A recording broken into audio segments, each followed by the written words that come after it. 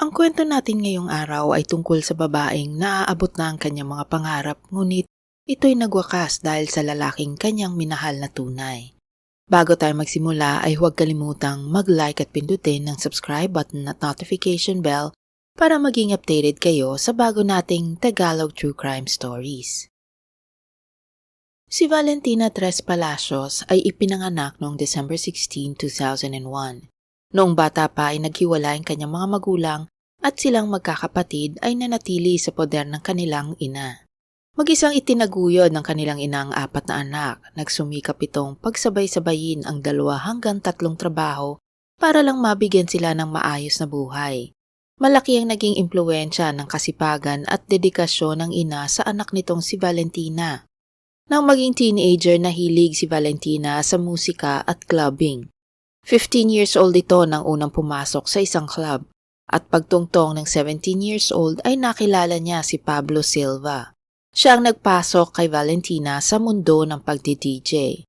Pinag-aralan niya ito at kalaunan ay naging DJ. Sobrang na-impress si Pablo sa kanyang talento at dedikasyon at kalaunan ay naging manager ni Valentina ito.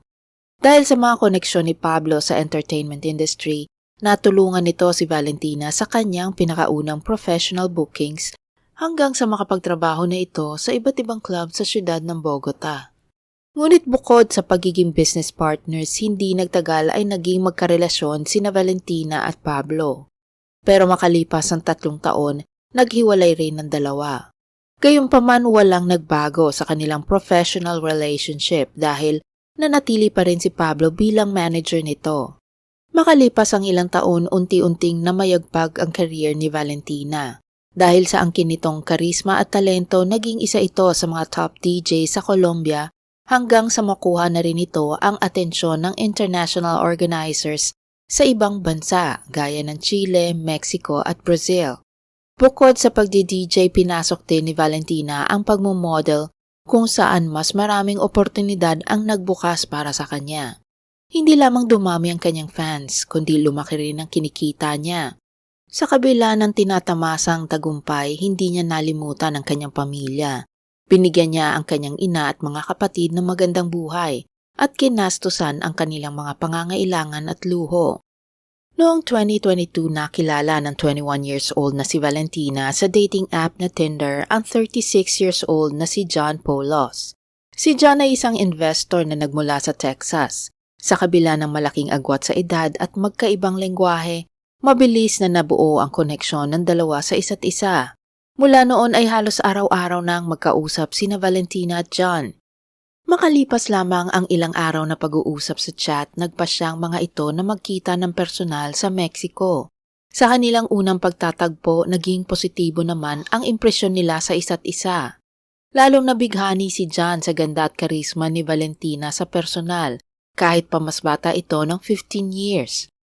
May tuturing na mature na kasing mag-isip at kumilos si Valentina para sa kanyang edad. Ang dalaga naman ay napahanga ni John sa kabaitan at pagiging maginoo nito. Sinulit ng 2 bawat araw nilang magkasama sa Mexico. Napanood din ni John ang galing ni Valentina sa kanyang trabaho kung saan nakita nito kung gaano kasikat ang kanyang girlfriend doon. Matapos ang trip sa Mexico, nagpasya sina Valentina at John na ipagpatuloy ang kanilang long-distance relationship. Gayunpaman dahil sa mapera ang binata, madalas nitong dinadalaw si Valentina sa Colombia. Sa kanyang mga pagbisita, ipinakita nito hindi lamang sa girlfriend kundi pati na rin sa pamilya ni Valentina kung gaano siya kagalante. Nireregaluhan niya mga ito ng mamahaling gamit at dinadala sa mga mamahaling restaurants. Bukod pa rito, sinuportahan rin ni John ang mga gastos ni Valentina sa kanyang professional career. Binayaran niya ang iba't ibang cosmetic surgeries gaya ng breast enhancement. Hindi rin nagpapaliban ng mga ito sa kanilang pagvi-video call at chat. Parating nag-a-update ang dalawa sa isa't isa at pinag-uusapan na rin nila ang patutunguhan ng kanilang relasyon sa hinaharap. Pero habang tumatagal, nagkakaroon ng tensyon sa pagitan ng dalawa sa patuloy na pamamayagpag ni Valentina bilang DJ. Parami ng parami ang mga tagahanga nito na karamihan ay mga lalaki. Unti-unting na-insecure si John sa kanilang relasyon. Dagdag pa rito ang layo ng agwat ng dalawa sa isa't isa. Pakiramdam ni John anumang oras ay maaari siyang palitan ni Valentina.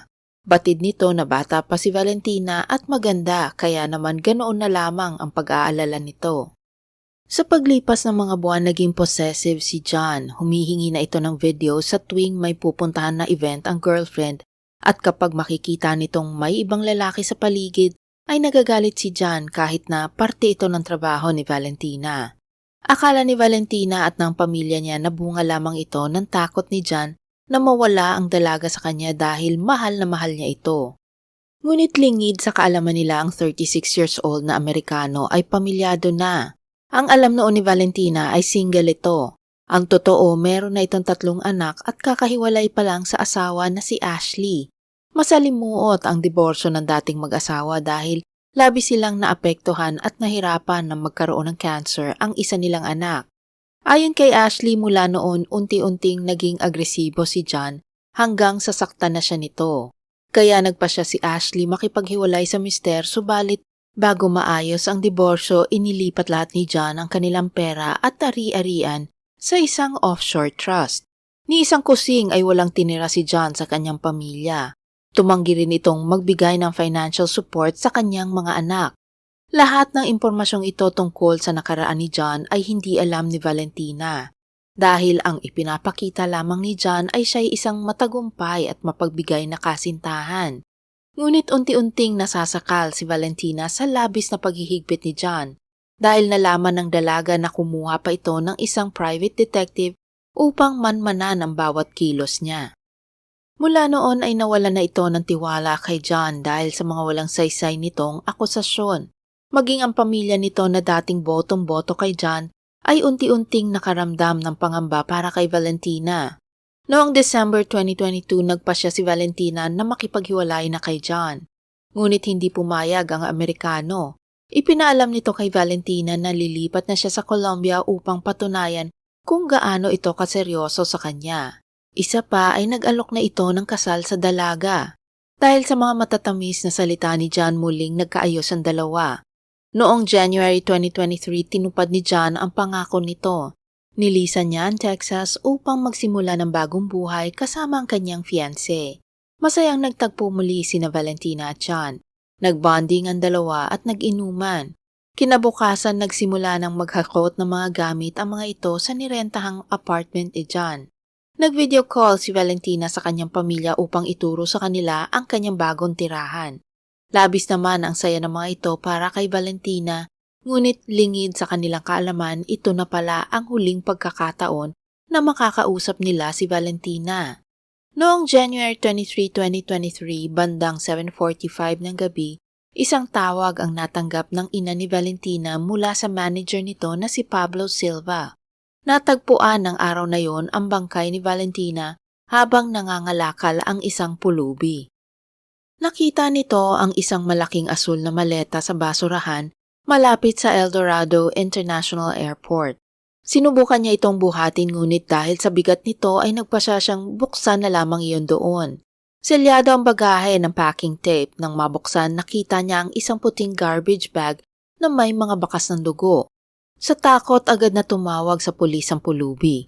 Pagdating ng mga otoridad, nakumpirma ng mga ito na tao ang laman ng suitcase. Agad din namang nalaman ang pagkakakilanlan ng biktima. Ito pala ay si Valentina. Natagpuan din kasi sa basurahan ang isang itim na kahon na naglalaman ng kanyang mga ID.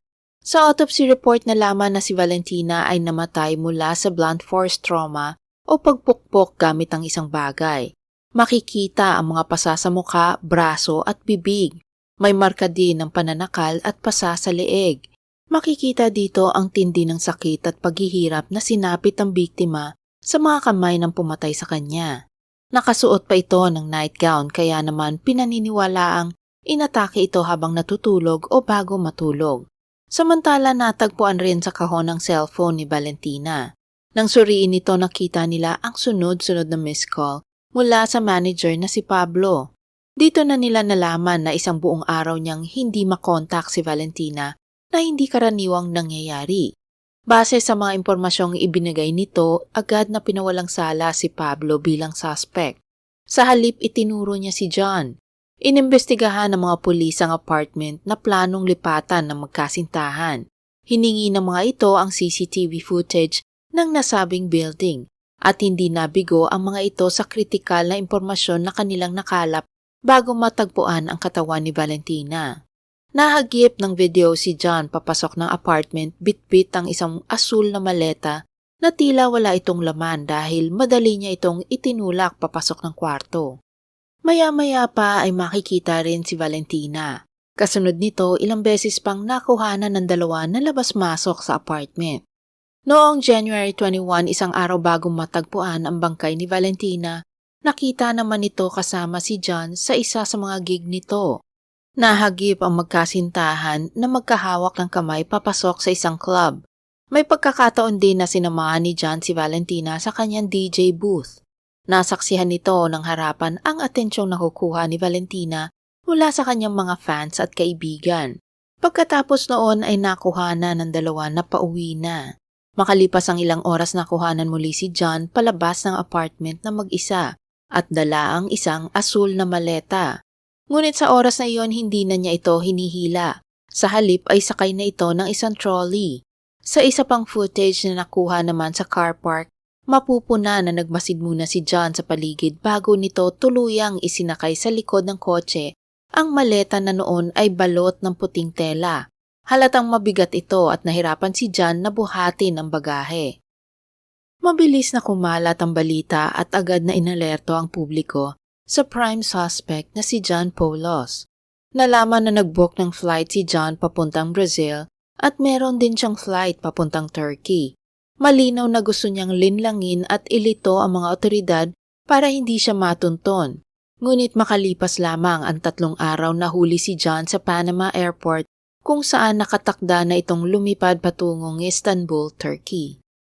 Sa kanyang pagkaaresto napansin ng mga pulis ang mga galos nito sa muka na tila mula sa kalmot ng tao.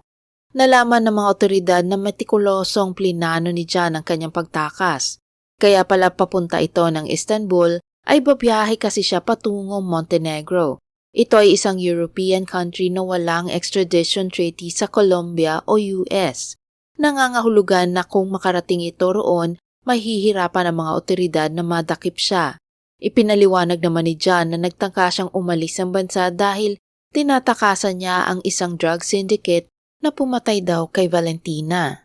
Natatakot si John na isusunod siyang patayin ng grupong ito. Sa kabila ng kanyang palusot, hindi ito pinaniwalaan ng mga otoridad. Kaya isang araw lamang matapos maaresto, agad itong ibinalik sa Colombia upang humarap sa korte.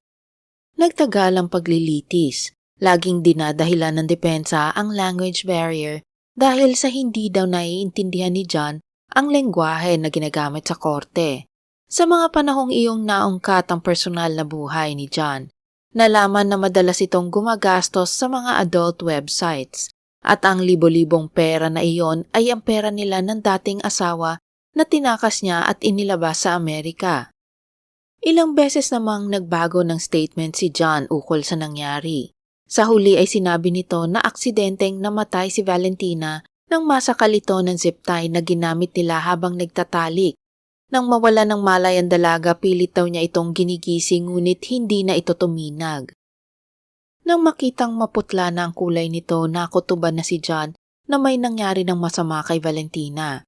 Kailanman ay hindi niya raw ito magagawang patayin dahil mahal na mahal niya ito at nakatakda pa silang magpakasal. Lasing kasi sila noong gabing iyon sa alak at droga kaya't hindi nila makontrol ang sitwasyon na humantong sa isang trahedya. Dagdag pa ni John bago nito makilala si Valentina, hindi pa ito kailanman nakagamit ng droga.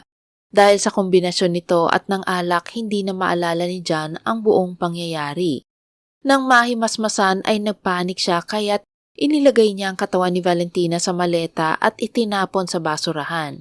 Labis niya raw itong pinagsisisihan. Iginiit ng depensa na dapat ay homicide at hindi femicide ang kaso ni John, na mas mababa ang posibleng parusa na ipapataw sa kanya. Noong June 5, 2024, nahatulan si John Poulos ng guilty sa salang aggravated femicide at evidence concealment ng pagpatay kay Valentina. Selos at obsesyon ang nakikitang motibo nito sa krimen. Nasentensyahan ang Amerikano ng 42 years and 8 months na pagkakakulong at sa kasalukuyan ay umaapela ang depensa sa hatol dahil hawak daw nila ang matibay na ebidensya na magpapatunay na hindi intensyonal ang pagkamatay ng makarismang si Valentina. Salamat sa pakikinig sa mga kwentong aking ibinahagi. Sana ito'y inyong nagustuhan at may bagong natutunan. Bago ko tapusin ang video, shoutout po Miss Marian Ortiz, Miss Amalia Canamaru, and Miss Rosa Aloro. God bless po sa inyo at laging alagaan ang sarili. Para sa mga bago kong manonood at hindi pa nakasubscribe, huwag kalimutang i-like ang video at pindutin ang subscribe button para matunghayan nyo ang mga true-to-life crime stories dito.